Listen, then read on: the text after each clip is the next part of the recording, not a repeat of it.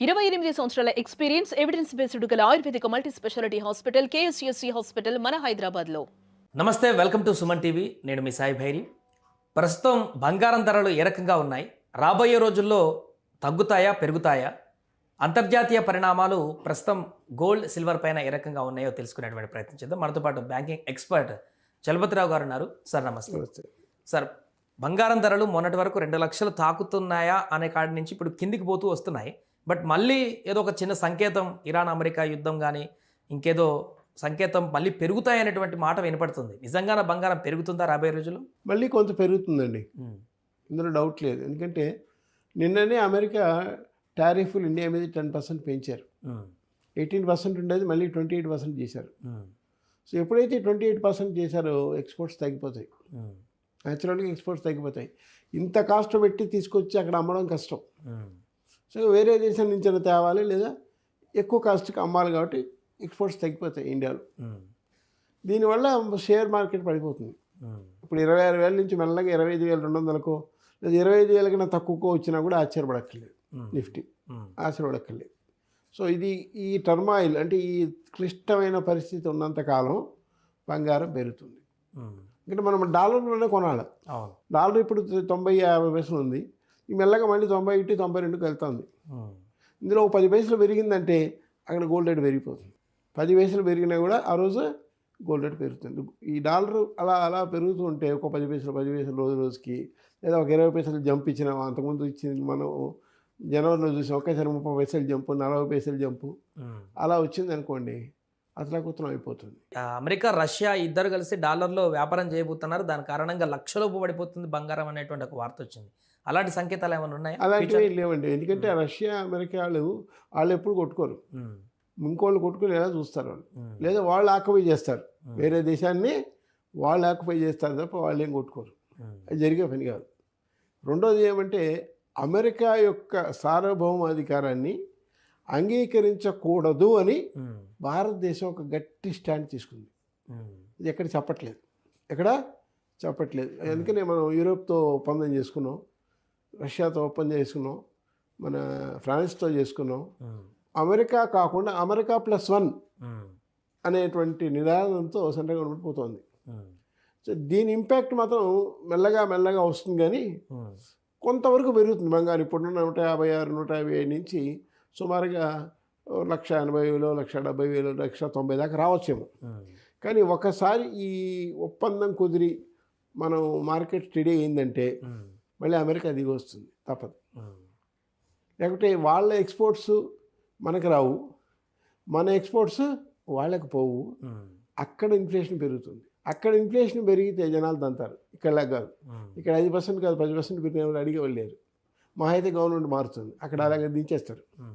ఇక మళ్ళీ ఆ పార్టీ ఇంకో 10 ఏళ్ళ దాకా ఎక్కదు. అది పెద్ద ప్రాబ్లం ఉంది అక్కడ. ఆ పార్టీ ఇంకా 10 ఏళ్ళ దాకా మళ్ళీ ఎక్కదు పైకి.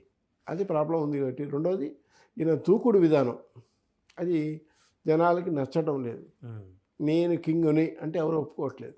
కాబట్టి అమెరికాకు వ్యతిరేకంగా ఇండియా తీసుకునే స్టాండు వాళ్ళకి అర్థమైపోయి నేను టారిఫ్లు మళ్ళీ 10% పెంచారు.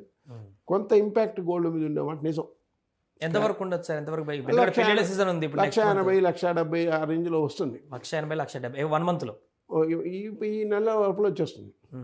ఈ ఫిబ్రవరి 2 నుంచి మార్చి 15 లోపల వచ్చేస్తుంది. 1,80,000-1,90,000. నేను అంతకుముందు డిసెంబర్ 24 ఇదే ఛానల్లో చెప్పాను 2 లక్షలు అవుతుంది. మళ్ళీ ఒకవేళ అక్కడ దాకా వెళ్ళినా కూడా ఆశ్చర్యపడక్కర్లేదు. బట్ అక్కడి నుంచి మాత్రం తగ్గిపోతుంది.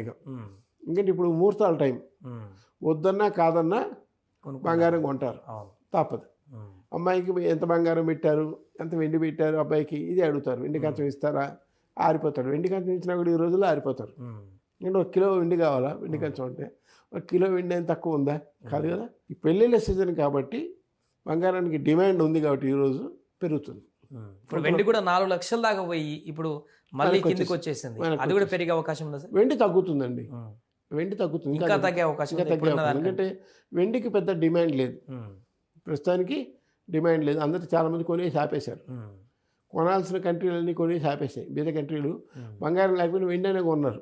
ఈ అమెరికాతో పడలేను రా బాబు అని. ఇప్పుడు ఆ బాధ లేదనమాట. అంటే ఇప్పుడు ఇండియా ఇప్పుడు బ్రెజిల్తోనూ, ఇటు రష్యాతోనూ, ఇటు ఫ్రాన్స్తోనూ, ఇటు జపాన్తోనూ ఈ ఒప్పందాలు చేసుకోవడంతో అమెరికా వాళ్ళకి మెల్లమెల్లగా మాడుమోగుతుంది. అది కొంత టైం పడుతుంది. కానీ దాని ఇంపాక్ట్ వచ్చిన తర్వాత మార్చి తర్వాత నుంచి మనకి స్టడీ అవుతుంది. ఇంకా బంగారం పెరగకపోవచ్చు, ఆ తర్వాత పెరగకపోవచ్చు. 1.80, 1.90 దాకా వచ్చి అయిపోతుంది. ఆగుతుందా మళ్ళీ కిందికి వస్తుందా సార్? అంటే ఒక 5,000, 10,000 అటు ఇటు ఉంటుంది తప్ప ఆ రేట్లో స్టాండర్డ్గా ఉంటుంది. స్టాండర్డ్ ఇంకా పెరగదు, మరి మొత్తం కింద పడిపోదు. ఇంకా అమెరికా కాళ్ళబేరానికి వస్తే తప్ప తగ్గదు. అమెరికా ఒకవేళ కాళ్ళబేరానికి వచ్చింది అనుకోండి, అప్పుడు తగ్గుతుంది. అంటే మార్చి క్వార్టర్ అనేది చాలా కీలకమైన క్వార్టర్. అంటే మార్చి నుంచి జూన్ లోపల ఏం జరుగుతుంది అమెరికాలో అనేది చూడాలి. వాళ్ళు ఏం చెప్తున్నారంటే ఎంప్లాయ్మెంట్ జనరేషన్ పెరిగింది, కొంతలో కొంత ఇన్ఫ్లేషన్ తగ్గింది, పాజిటివ్ ఎఫెక్ట్స్ అక్కడ కనిపిస్తున్నాయి. కానీ ఈ పాజిటివ్ ఎఫెక్ట్స్ టెంపరీ అనేటువంటి ఒక ఆలోచన కూడా చాలా ఎక్కువ ఉంది. ఎందుకంటే మధ్యలో నువ్వు కొంతకాలం సడలించావు ఈ టారిఫ్లు, సడలించావు కాబట్టి మళ్ళీ జనాలకి ఇన్ఫ్లేషన్ పెరగకుండా కంట్రోల్ అయింది. ఇప్పుడు మళ్ళీ ఇన్ఫ్లేషన్ పెరిగింది అనుకో, టారిఫ్లు ఎక్కువైపోయి ట్యాక్స్లు ఎక్కువైపోతే మరి ఏదన్నా కష్టమే కదా, మనం కూడా కొనలేము. కాబట్టి ఆ ఇంపాక్ట్ చాలా హెవీగా ఉంటుంది. సో 1.80 నుంచి 2 మధ్యలో సెటిల్ అవుతుంది. ఇప్పుడు ఒకవేళ నెక్స్ట్ మంత్ ముహూర్తాలు హెవీగా ఉన్నాయి కాబట్టి వాళ్ళు ఇప్పుడే కొంటే బెటర్ అంటారా? ఒక 4-5 రోజులు అవుతా వేరే ఆప్షన్ లేదు.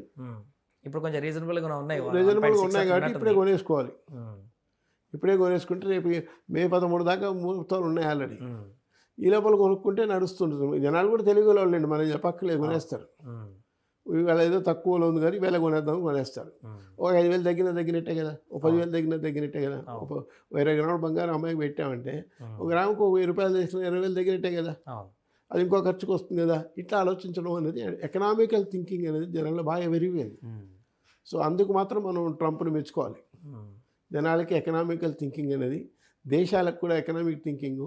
అమెరికా +1 అనే పాలసీ ఆల్మోస్ట్ అన్ని కంట్రీలు పాలిస్తున్నాయి. కాబట్టి దెబ్బ పడుతుంది వాళ్ళకి, మనం సుభిక్షంగా ఉంటాం. ఇప్పుడు ఇన్వెస్ట్మెంట్ పెట్టుకున్న వాళ్ళకి కూడా సరైన టైం అంటారా సార్ గోల్డ్ మీద? ఇప్పుడు పెట్టుకోవడానికి మంచి టైం కాదు. అంటే స్టడీ అవుతుంది తప్ప ఇంకా పెద్దగా పెరిగే అవకాశాలు లేవు. పెద్దగా పెరిగేటైతే ఇన్వెస్ట్మెంట్ చేసుకోవచ్చు, పెద్దగా పెరిగే అవకాశాలు నాకు తెలిసి అయితే లేవు. ఇంకొక రేపొద్దున ఈ ఉక్రెయిన్ వారు కూడా ఆగింది అనుకోండి, అసలు పడిపోతుంది. అసలు లక్షలోపు పడిపోయే అవకాశం మళ్ళీ 1,00,000 కాబట్టి 1,30,000, 1,40,000 దాకా రావచ్చు. ఉక్రెయిన్ వారు ఆగిపోతే పడిపోతుంది. మొన్న లాస్ట్ వీక్లో ఇరాన్తో యుద్ధం నడుస్తుందేమో అన్న భయం సృష్టించాడు ఆయన. ఆ తర్వాత ఆయనకి అర్థమైంది మనం దిగితే వాళ్ళు దిగుతారని. అవతల వెనకాల కూడా పెద్ద ఫోర్స్ ఉంది కదా. సో ఈ కెనాట్ ఫైట్ విత్ 2 కంట్రీస్. అంటే అటు రష్యా ఇటు చైనాతో యుద్ధం చేయలేదు అమెరికా, ఒక్కళ్ళతో అయితే చేయగలదు. అది సమస్య. ఆ సమస్య అర్థమై ఆయన వెనక్కి అడుగేశాడు. రష్యా చైనా 35% టారిఫ్ వేసినా కూడా వాళ్ళు భయపట్టలేదు. ఇంకా ప్రపంచంతో మార్కెట్ ఉంది, నువ్వు అనకపోతే పోవాయి పుల్లాయి అంటున్నారు. ఇండియా కూడా ఆ పరిస్థితి రావాలనే గవర్నమెంట్ ప్రయత్నం చేస్తుంది. ఇది మాత్రం చాలా శుభ పరిణామం, దేశానికి చాలా మంచి జరుగుతుంది. అమెరికా +1 అనే పాలసీ చాలా గొప్పగా ఉంటుంది. Right sir, thank you so much. అది ప్రస్తుతానికి బంగారం వెండి ధరలకు సంబంధించినటువంటి విషయం. వచ్చే నెలలో ప్రస్తుత అంతర్జాతీయ పరిణామాల నేపథ్యంలో కొంతమేరకు పెరిగేటువంటి అవకాశం ఉంటుందంటూ కూడా వారు చెప్తున్నారు. ఒక పాయింట్కి వచ్చిన తర్వాత 1.8 or 1.9 వచ్చిన తర్వాత మాత్రం స్టడీగా అక్కడి నుంచి మూవ్ అయ్యేటువంటి అవకాశం ఉన్నట్టుగా చెప్తున్నారు.